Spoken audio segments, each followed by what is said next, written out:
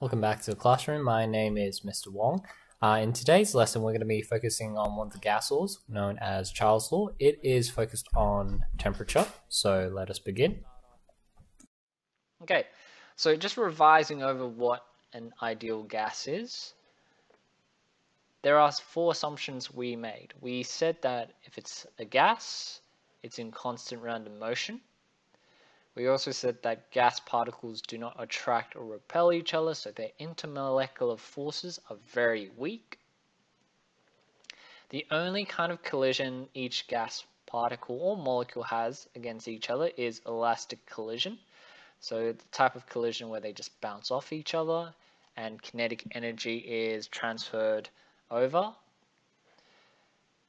Number 4 is that the amount of space they occupy is quite negligible. So they occupy zero volume is what we are assuming it to be. Remember, this is just an ideal model. The real behavior of gas is slightly a bit more complex, but this helps us with our assumptions that we can make for these laws.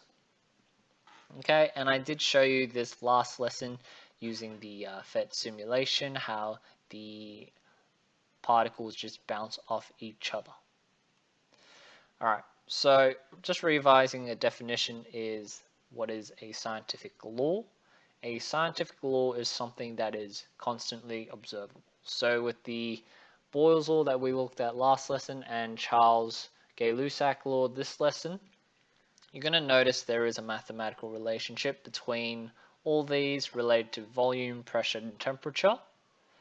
And you should be able to see this in any closed system, regardless of where you're looking at it in the world. So a scientific law is something that can be constantly observed, or universally observed, I guess you could. Now there's three common ways that we measure temperature.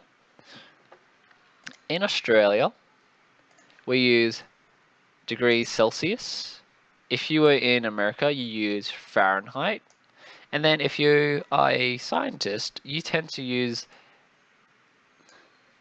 the measurement Kelvin. Now, Kelvin is a really interesting unit of measurement for temperature. It's actually the standard SI units to measure temperature, so you always convert to Kelvin when you measure things in temperature, in the lab at least. And it has a really interesting story behind how it came to be, and also named after the person who investigated temperature, Lord Kelvin.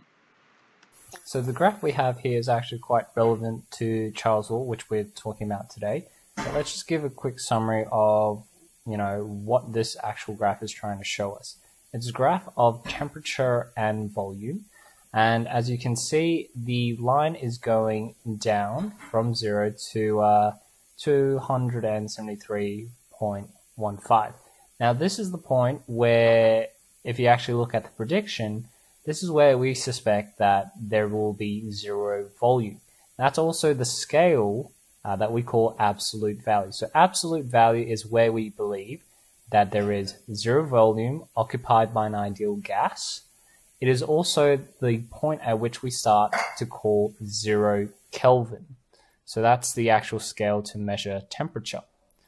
If I want to find, convert Kelvin into degrees Celsius, there is a neat little equation that I can use.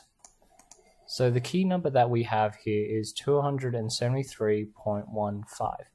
Now, in order to calculate temperature in degrees Celsius, it is whatever number we have in Kelvin subtracted by 273.15.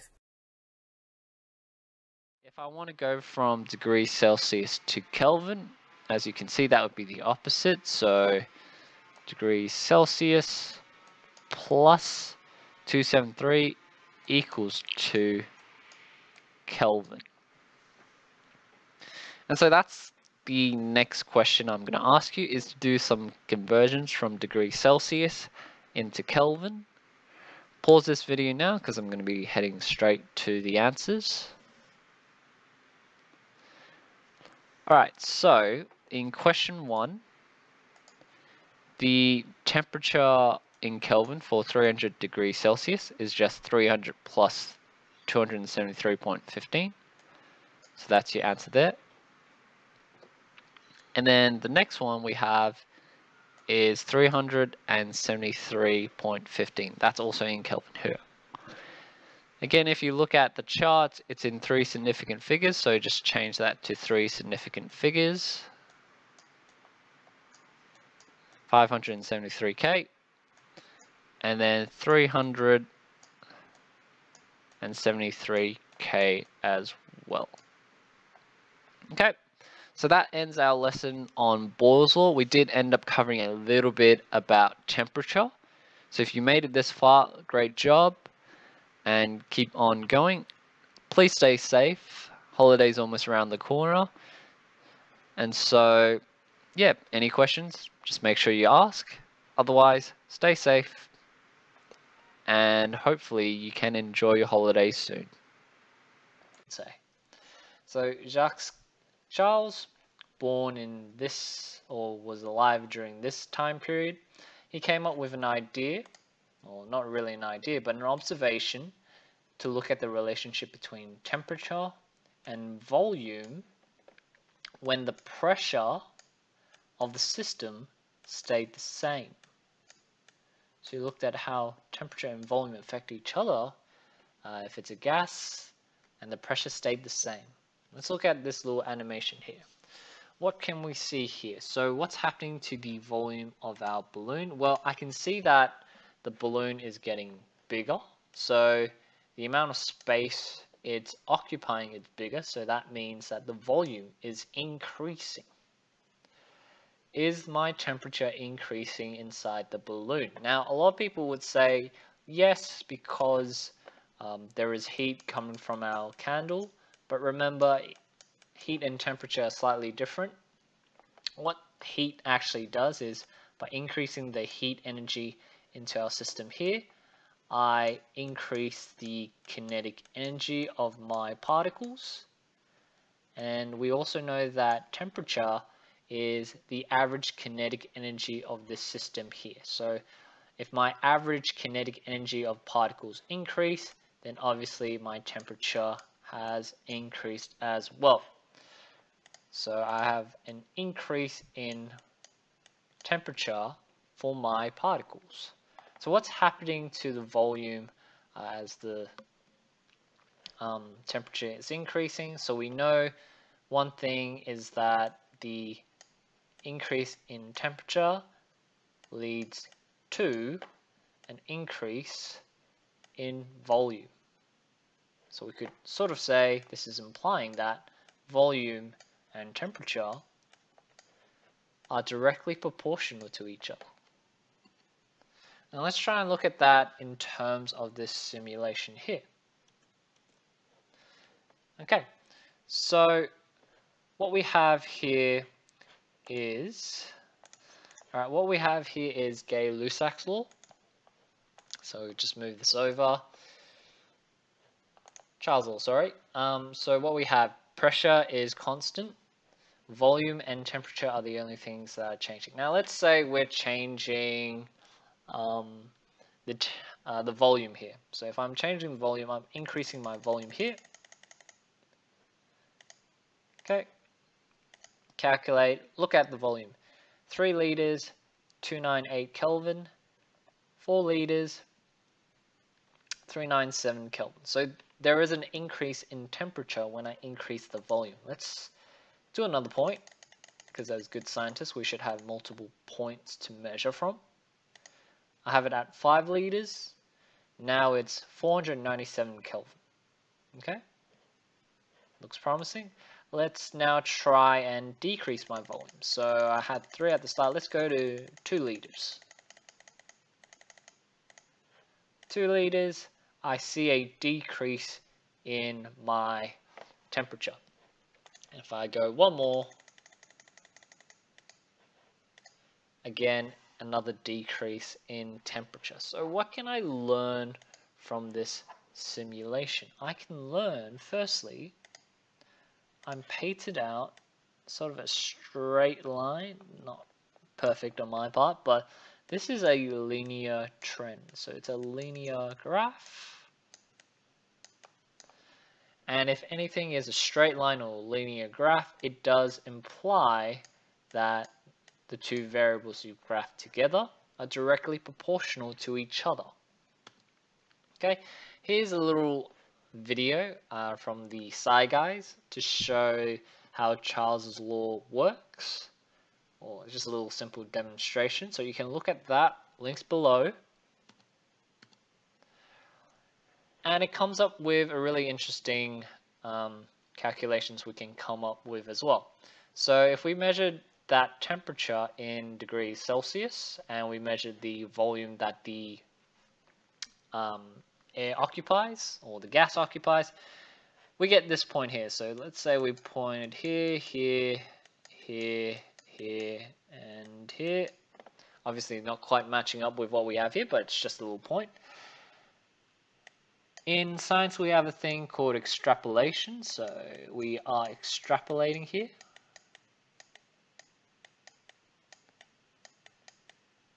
So we extrapolate the line. What does that mean? We have our data points, and then we extend the line down further. And this helps us to make some hypothetical predictions of what the data might show us. Because we know it is a straight line, so it just goes straight down.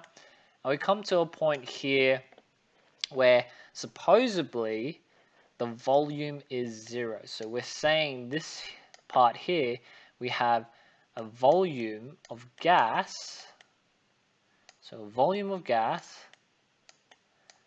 which is 0 millimeters, or milliliters, sorry. And so we call this point, the point at which there is 0 volume of gas, the absolute zero. Oops. So absolute zero. And this is where we actually start the new scale for temperature. So if absolute zero is where there's 0 volume of gas, this is also what we'll define as 0 Kelvin. So Kelvin is a unit of measure for temperature. And it starts at 0 where the volume of gas is 0. Why do we want to do that? Because the advantage is we will have a positive linear graph scale. What do I mean by that, and why would that be useful? Have a look at these two graphs. On the left-hand side, we have the graph in degrees Celsius as our x-axis, and then on our graph B, Kelvin is the units of temperature for the x-axis here. If you can see in our plot for the degrees Celsius, the data points kind of go between the volume line and it goes backwards like this. Obviously, it can be a little bit hard to interpret. If we change it to a temperature of Kelvin plot, everything kind of matches nicely and it starts theoretically from 0 pointing back out. So that's just kind of the little perk of using the Kelvin scale, because we're not dealing with negative values anymore. So this is the relationship of Charles' law. We're saying that the volume is directly proportional to temperature. Okay?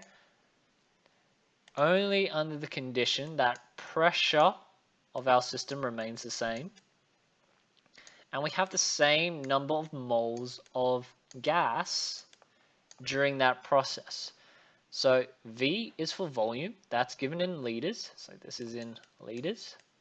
Temperature is given in Kelvin, and just in case if you forgot how to do that conversion, it's whatever is in degrees Celsius plus 273.15. And then K is our constant, so it doesn't have any units. The ratios between V and T give us the ratio K. Let's say now, what if I increase the temperature of this system here? So this is volume 1, and this is my temperature 1 here. What would happen to my volume 2 now? Okay, so temperature 1 has now been changed to temperature 2. What would volume 2 be? How can we create an equation that represents that? We've got this one here. Okay? Same idea when we did Boyle's law. So we know V1, we know T1. Let's say we change the temperature. So this has changed. Okay? And we want to find V2, which is our unknown. We can equate the two equations, V1, T1, and V2 over T2. We can equate them as the same equation because the ratios they exhibit should always equal back to K if it's in a closed system. Okay, so we get this equation here. Alright, so remember, this needs to be in a closed system in order for this formula to work. If it's not in a closed system and the gas particles can leave the container, then this equation wouldn't hold true. Essentially, I can now work out what changes in volume or temperature is based on the other quantities. Okay? So if I go into a practice question, we have a hot air balloon has a volume of 2,800 meters cubed at this amount of Kelvin. What is the volume if the air cools at this temperature? And same idea, we're working out the volume of the balloon knowing that pressure is constant. So let's just have a look into the next slide. So firstly, work out what your V1 is. V1 is the 2,800 meters cubed at 272.5 Kelvin. So that is our T1. What is the volume? So the volume is the thing I want to find. So V2 is our little question mark here. And then it cools to this temperature, which means T2 is that. Okay, so first things first, note down what each component is, then substitute it into the formula, like so. Now, some of you might want to rearrange the equation beforehand and make V2 the subject. The way it works in the HSC is you do get marks for the correct substitution first. So do everything possible to get you as many marks first, and then you can worry about the style later. I know maybe they teach you in maths to kind of rearrange things around first, but this is just a technique in terms of maximizing the number of marks you can get. So if I want to make V2 the subject, I need to times both sides by the 353. So do that on both sides. And I will get this value here. So V2 is now equal to this. And if I play it over, I find that the new volume is 2657. Right, if I read the question carefully, the volume of 2800, so it's two significant figures. That's the lowest significant figures in my question. So I rounded off to two significant figures, 2700 meters cubed. In question 2, trying to work out the volume, exactly the same process as we did in question 1. So if I just substituted in my calculations, taking note that 273 is my T1. So 273 is T1. Volume, so V1 is 5 liters, and then we had an increase of to 365, which is T2. So sub that into my formula there, and then I get this value, 6.68, yada yada. If you look at the question 5.0, that's two significant figures. So I need to also round off my answer to two significant figures. Okay, so I get 7.6 liters. Again, if I work with these questions, so what is the volume at 0 degrees Celsius and at the same pressure? And what's the new volume here? Same idea, find out which one is V1, V2, T1, T2. So in question 3, we're trying to find V2. So times that over, and we get 1.8. Remember, it is rounded off to 1.8 because we have two significant figures here. In question 4, we are also trying to find volume again, and so we get 0.36 liters. Okay, and so that's basically the calculations for Charles' law. If we look at some applications of Charles' law, let's use two examples. One is a little childhood nostalgia.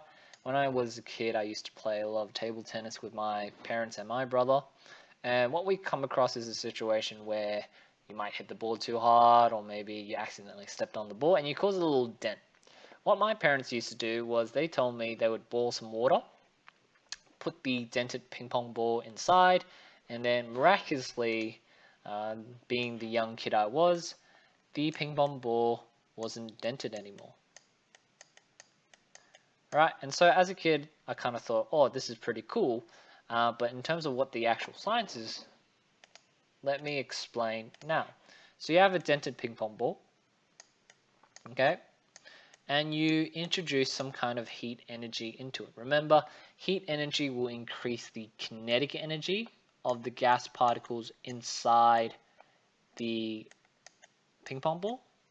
And the way that gas naturally likes to behave is it likes to expand outwards, or at least expand and collide with its surface. So if it's more energetic, there's more energy and force being generated to push on to the outer exterior of the ball. And so because of that, with that increase in temperature, we see an increase in volume of the ball inside, and that's all thanks to what we know about Charles' law. Okay, because of an increase in temperature within that system means more kinetic energy. If there's more kinetic energy, the balls will be bouncing off the surface a lot faster with more energy, more force, greater amount of force being pushed onto our ball here, so greater volume. Say if you are traveling on a long distance journey, and it's a really hot day as well. Now the thing is, when you are driving a car, there's two things that affect the amount of volume in the car tire. One would be from the sun shining on it, the other would be the friction force as the tire is scraping along the road. Both these processes will increase the amount of kinetic energy of the air particles inside, because it's creating more heat energy transferred to the particles. So they're bouncing off each other a lot faster, and if you're not careful, it might actually cause little punctures in the tire because the tire cannot contain the amount of pressure being exerted by our gas particles. So one of the recommendations they do tell you is if you are going on a long journey, just try and lower the volume, or depressurize, or just lower some of that gas of that tire out before you go on that drive. So that should help you avoid any punctures or tires just not being able to contain the amount of increased volume of particles exerting onto the tires. Okay, so that gives you a little application of where you could see Charles' law in action in two different situations. And that concludes our lesson today, where we talked about the different types of properties of gases. In our next lesson, we're going to actually start looking at ideal gas laws. So what we brought in today about the kinetic molecular theory, we're going to be applying that to the three gas laws: Bohr's law, Gay-Lussac, and Avogadro. Until then, I will see you next time. Oh, let's not forget Charles' law as well. But yeah, until next time, take care.